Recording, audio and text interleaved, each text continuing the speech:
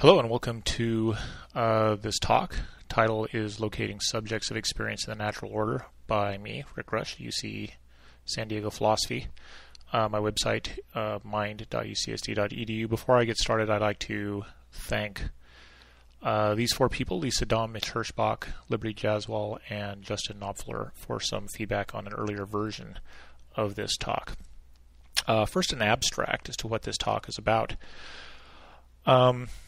Each of us has or is a mind or a self, or to use the term I'll prefer in this paper, a subject. But what exactly is a subject? I will initially approach this question indirectly by asking a related question, namely, what is the subject's location? I will develop a somewhat elaborate thought experiment inspired by Dan Dennett's article, Where Am I?, whose goal is to motivate the question and to focus attention on what I take to be the two most plausible answers. One, the subject is where the brain is, and two, the subject is where its point of view is. I will try to motivate a choice of 2 over 1. I will do so, that is, the subject is where the point of view is, not where the brain is. I will do so by arguing that the subject is primarily a content-level phenomenon. Roughly, the subject is implicitly defined or determined by the contents, including perceptual and experiential contents, jointly grasped.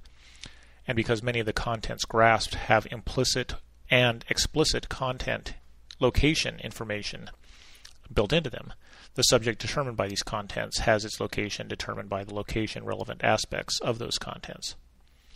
I will try to illustrate this thesis by means of the special case of subjective time determination, the same phenomenon that Kant appealed to in his refutation of idealism in the B edition of the First Critique, as well as some other texts. The discussion, I hope, will shed light both on the contemporary project of understanding the physical bases of subjectivity, as well as on what I take to be a core-driving thought behind Kant's refutation of idealism. Okay, now I'm starting the talk itself. That was sort of an introduction as to what the talk is going to be about. At least in principle, the brain need not be located within the body. One can imagine technology that would allow for the removal of the brain while keeping all the neural connections from brain to body and body to brain intact. Dennett exploited this possibility in his amusing article, Where Am I?, a first-person fantasy narrative in which Dennett undergoes the procedure. After waking up from the surgery and being escorted to the vat where his brain now resides, Dennett engages in the following soliloquy. So here's a picture of Dennett. He's been sort of removed. His brain has been removed from his body, but all of the neural communication between his brain and body is maintained via radio transceivers that are spliced in between, in his skull and on top of his brain, in the spinal cord, so forth. So I'm now quoting from Dennett's article, Where Am I? This is his soliloquy. I peered through the glass. There, floating in what looked like ginger ale, was undeniably a human brain, though it was almost covered with printed circuit chips, plastic tubules, electrodes, and other paraphernalia. Is that mine? I asked. Hit the output transmitter switch there on the side of the vat and see for yourself, the project director replied. I moved the switch to off and immediately slumped groggy and nauseated into the arms of the technicians, one of whom kindly restored the switch to its on position. While I recovered my equilibrium and composure, I thought to myself, and here I've got the quote, you can read along. I thought to myself, well, here I am, sitting in a folding chair, staring through a piece of plate glass at my own brain. But wait, I said to myself, shouldn't I have thought, here I am, suspended in a bubbling fluid, being stared at by my own eyes. I tried to think this latter thought. I tried to project it into the tank, offering it hopefully to my brain, but I failed to carry off the exercise with any conviction. I tried again.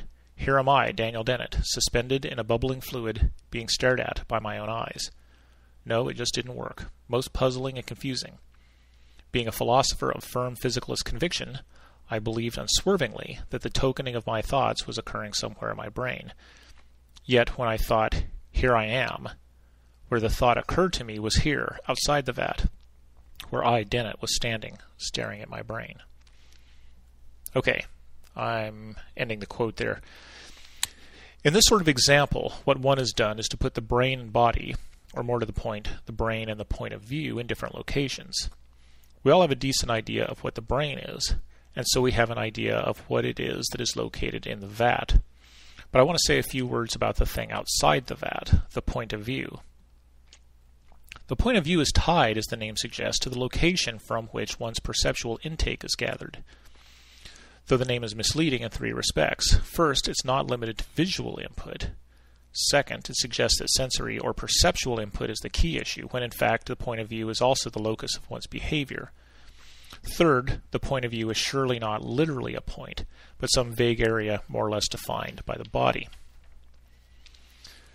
The point of view, then, is perhaps more accurately described as a perceptuo-behavioral nexus, and henceforth when I use the expression point of view, it should be understood in this way. It is no accident that the point of view is typically yoked to the body. The body is where one's sensory surfaces and motor actuators are almost always located.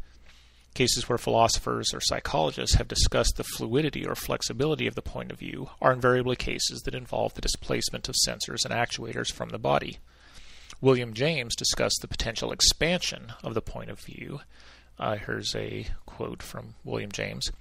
"The draftsman's immediate perception seems to be of the point of his pencil, the surgeon's of the end of his knife, the duelist's of the tip of his rapier as it plunges through his enemy's skin." This is chapter 16 of James' Principles of Psychology. And Gareth Evans, in his Varieties of Reference, gives us an example of the potential displacement of the point of view. Again, there's a longer quote that I'm going to read. This is part of the quote that I've got up here in text. One envisages, for example, a television screen showing pictures sent back from a remotely controlled submarine on the seabed. Some straggly bits of seaweed appear and so on. It seems that we can throw ourselves into the exploration. What have we here, we say, or here it's mucky. Let us elaborate the story so that the submarine is equipped with limbs, excavators, etc., and a means of propulsion remotely controllable by the subject. And let us consider a highly trained subject who can manipulate the limbs thousands of feet below him, like the experienced driver of a mechanical excavator. By making this addition, we have certainly added to the strength of the subject's tendency to use here and there, and equally this and that, as in, that's a remarkable fish. The tendency would be especially strong if we insulated the subject from the sounds, smells, sights, and so on around him. Perhaps we can tell the story of the submarine in such a way that the subject's location in the surface vessel becomes less and less important to him. He does not move. He becomes insensitive to the sounds and smells around him. It might be possible, with enough of this sort of thing, and perhaps some surgical changes, for us to think of the submarine as his body. Then the center of his world would be down on the seabed, and his utterances of here and this could go direct to their objects. By the way, Gareth Evans is primarily concerned about demonstratives and indexicals like this and here, not really, his talk about the subject is parasitic to his interest in semantics of these types of expressions. Dennett's thought experiment suggests that we have a choice between the brain and the body as the location of the subject. James and Evans' examples usefully refocus the body side of the dichotomy to the point of view. And so now I can ask, am I the subject where my brain is, or am I the subject where my point of view is? I want to motivate the suggestion that I am where my point of view is located. My opponent would claim that I, the subject, am where my brain is, even though one can imagine various circumstances in which I would be under the illusion of being located out there where my body is, or down there where the submarine is, or whatever. Okay, I'm now going to start expanding on a thought experiment of my own that is similar to Dennett's, but I'm going to take it in some directions to sort of bring out some different features of the situation. In early 2006, another lab decided to replicate the Dennett situation. They got a volunteer for